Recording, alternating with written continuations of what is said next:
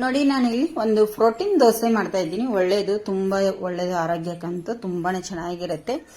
ಇಲ್ಲಿ ಸಾಫ್ಟ್ ದೋಸೆ ಹಾಗೆ ಗರಿ ಗರಿ ದೋಸೆ ಎರಡನ್ನು ಮಾಡ್ತಾ ಇದ್ದೀನಿ. ಇದಕ್ಕೆ ಒಳ್ಳೆ ಕಾಂಬಿನೇಷನ್ ಆಗಿ ಒಂದು ಟೊಮೆಟೊ ಚಟ್ನಿ ಕೂಡ ಮಾಡ್ತಾ ಇದ್ದೀನಿ ನಾನು. ತುಂಬಾ ಚೆನ್ನಾಗಿರುತ್ತೆ, ಟೇಸ್ಟ್ ಮಾತ್ರ ಸೂಪರ್ ಆಗಿರುತ್ತೆ.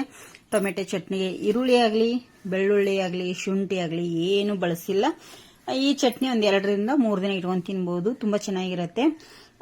ಹೇಗೆ ಮಾಡೋದು ರೆಸಿಪಿ ಅಂತ ಹೇಳಿ ನೋಡೋಕ್ಕಿಂತ ಮುಂಚೆ ನಮ್ಮ ಚಾನಲ್ನ ಇನ್ನೂ ಯಾರು ಸಬ್ಸ್ಕ್ರೈಬ್ ಮಾಡ್ಕೊಂಡಿಲ್ಲ, ಪ್ಲೀಸ್ ಚಾನಲ್ನ ಸಬ್ಸ್ಕ್ರೈಬ್ ಮಾಡ್ಕೊಳ್ಳಿ, ಹಾಗೆ ಶೇರ್ ಮಾಡಿ ಅಂಡ್ ಕಮೆಂಟ್ ಮಾಡೋದನ್ನ ಮರಿಲಿಕ್ಕೆ ಹೋಗಬೇಡಿ.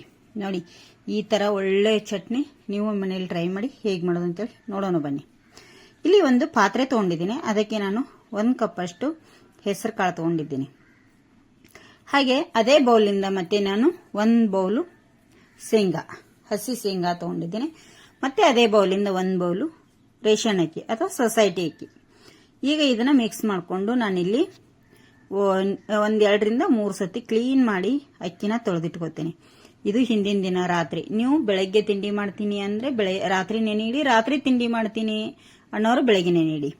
ಈಗ ನಾನು ರಾತ್ರಿ ನೆನೆ ಇಟ್ಟಿದ್ದೆ, ಈಗ ಬೆಳಗ್ಗೆ ತಿಂಡಿಗೆ ಮಾಡ್ತಾ ಇದ್ದೀನಿ. ನೋಡಿ ಇಲ್ಲಿ ಈಗ ಬೆಳಗ್ಗೆ ಹೇಗಾಗಿದೆ ಅಂತ ಹೇಳಿ, ಅವು ಡಬಲ್ ಸೈಜ್ ಆಗಿರ್ತಾವೆ ಉಬ್ಬಿ, ತುಂಬಾನೇ ಚೆನ್ನಾಗಿ ಉಬ್ಬಿ ಡಬಲ್ ಸೈಜ್ ಆಗ್ಯಾವ ನೋಡಿ. ಈಗ ಇದರಲ್ಲಿ ನೀರೆಲ್ಲ ಸ್ವಲ್ಪ ಬಸಿತೇನೆ ನಾನು, 3/4 ಬೌಲ್ನಷ್ಟು ನೀರು ಬಸಿತೇನೆ. ನೋಡಿ ಎಷ್ಟು ಚೆನ್ನಾಗಿ ಉಬ್ಬಿ ಡಬಲ್ ಸೈಜ್ ಆಗಿದಾವಲ್ಲ. ಈಗ ಇದನ್ನ 3/4 ಅಷ್ಟು ನೀರನ್ನ ಬಸಿದು ಇಟ್ಕೋತೀನಿ. ಹಾಗೆ ಒಂದು ಮಿಕ್ಸಿ ಜಾರನ್ನ ಇಲ್ಲಿ ನಾನು ತಗೊಂಡಿದ್ದೇನೆ.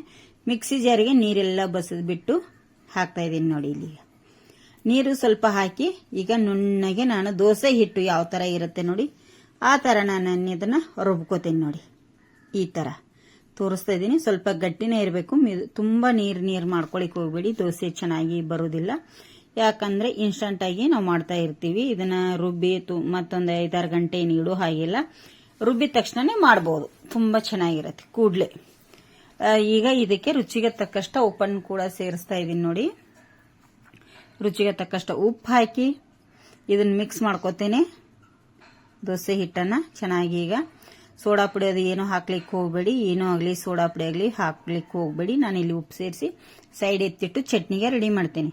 ಗ್ಯಾಸ್ ಮೇಲೆ ಒಂದು ತವಾ ಇಟ್ಟಿದ್ದೀನಿ. ಅದಕ್ಕೆ 1 ಟೇಬಲ್ ಸ್ಪೂನ್ ಅಷ್ಟು ಎಣ್ಣೆ ಕೂಡ ಹಾಕ್ತಾ ಇದ್ದೀನಿ. ನಾನು ಎಣ್ಣೆನ ಸ್ವಲ್ಪ ಆಚೆ ಈಚೆ ಸ್ಪ್ರೆಡ್ ಮಾಡ್ಕೊಳ್ಳಿ. ಅದಕ್ಕೆ ನಾನು ಇಲ್ಲಿ 1 ಟೇಬಲ್ ಸ್ಪೂನ್ ಅಷ್ಟು ಉದ್ದಿನ ಬೇಳೆನ ಹಾಕ್ತಾ ಇದ್ದೀನಿ.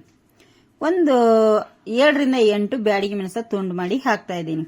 ನಿಮಗೆ ಎಷ್ಟು ಬೇಕು, ಖಾರ ಬೇಕು ಅನ್ನೋರು ನೀವು ಗುಂಟೂರು ಮೆಣಸನ್ನ ಸೇರಿಸ್ಕೋಬಹುದು. ಇಲ್ಲ ನಾನಿಲ್ಲಿ ಅಷ್ಟು ಬ್ಯಾಡಿಗೆ ಮೆಣಸನ್ನೇ ಸೇರಿಸಿದ್ದೀನಿ. ಇದು ಈಗ ಚೆನ್ನಾಗಿ ಸ್ಲೋ ಉರಿಯಲ್ಲಿ ಫ್ರೈ ಮಾಡ್ಕೊಳ್ಳಿ. ಇದು ಚೆನ್ನಾಗಿ ಫ್ರೈ ಆಗಬೇಕು. ಈಗ ಫ್ರೈ ಆಗಿದೆ. ಇದನ್ನ ನಾನು ಏನ್ ಮಾಡ್ತೀನಿ ಅಂದ್ರೆ ಒಂದು ಪಾತ್ರೆಗೆ ತಕೊಂಡ್ಬಿಡ್ತೀನಿ ಬೇರೆಗೆ. ಇದನ್ನೀಗ ಬೇರೆದಕ್ಕೆ ತಕೊಂಡು ಮತ್ತೆ ಅದೇ ಬಾಣಲಿಟ್ಟಿದ್ದೀನಿ. ಅದರಲ್ಲಿ ಸ್ವಲ್ಪ ಎಣ್ಣೆ ಇದೆ. ನಾನು ಇಲ್ಲಿ 1-2 ಟೊಮೆಟೊನ ಕಟ್ ಮಾಡಿ ಸೇರಿಸ್ತಾ ಇದ್ದೀನಿ ದಪ್ಪ ಇದಾಗೆ. ನಿಮಗೆ ಹೇಗೆ ಬೇಕೋ ಆ ತರ ಸೇರಿಸ್ಕೊಳ್ಳಿ. ಇಲ್ಲಿ ಒಂದ್ ಸ್ವಲ್ಪ ಹುಣಸೆನ ಹುಳಿ ಕೂಡ ನಾನು ಹಾಕ್ತಾ ಇದ್ದೀನಿ.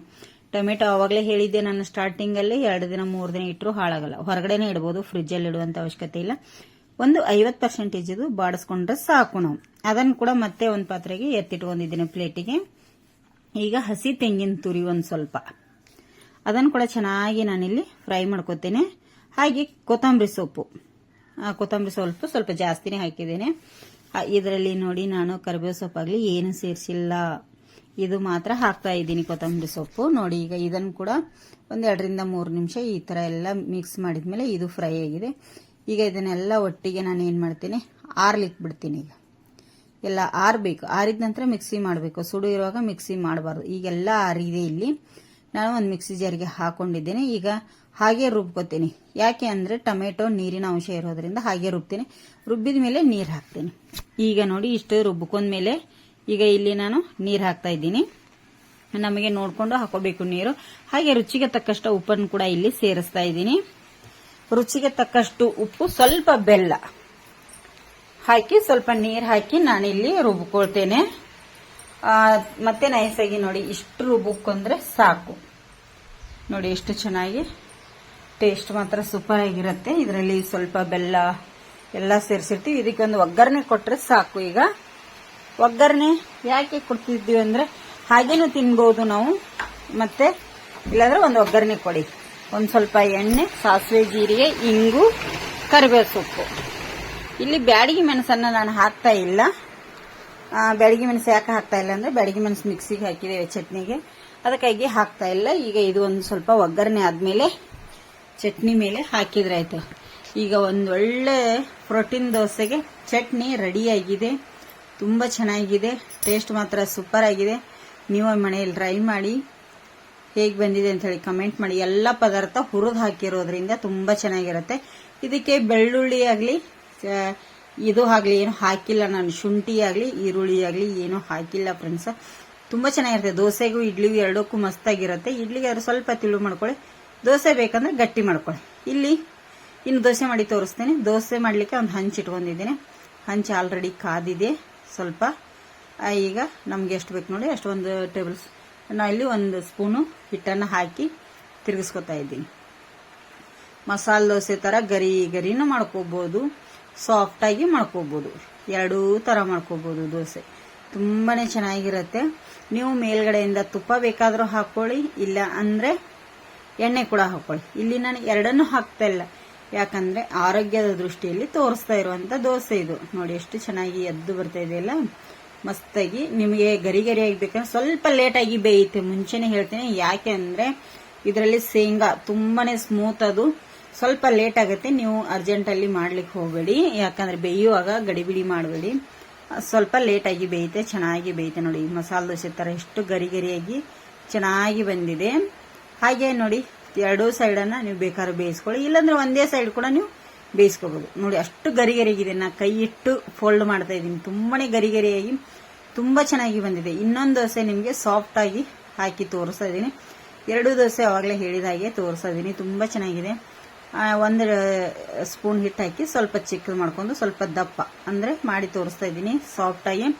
ಫ್ರೆಂಡ್ಸ್, ನಮ್ಮ ಚಾನಲ್ನ ಇನ್ನೂ ಯಾರು ಸಬ್ಸ್ಕ್ರೈಬ್ ಮಾಡ್ಕೊಂಡಿಲ್ಲ, ಪ್ಲೀಸ್ ಸಬ್ಸ್ಕ್ರೈಬ್ ಮಾಡ್ಕೊಳ್ಳಿ, ಹಾಗೆ ಶೇರ್ ಮಾಡಿ.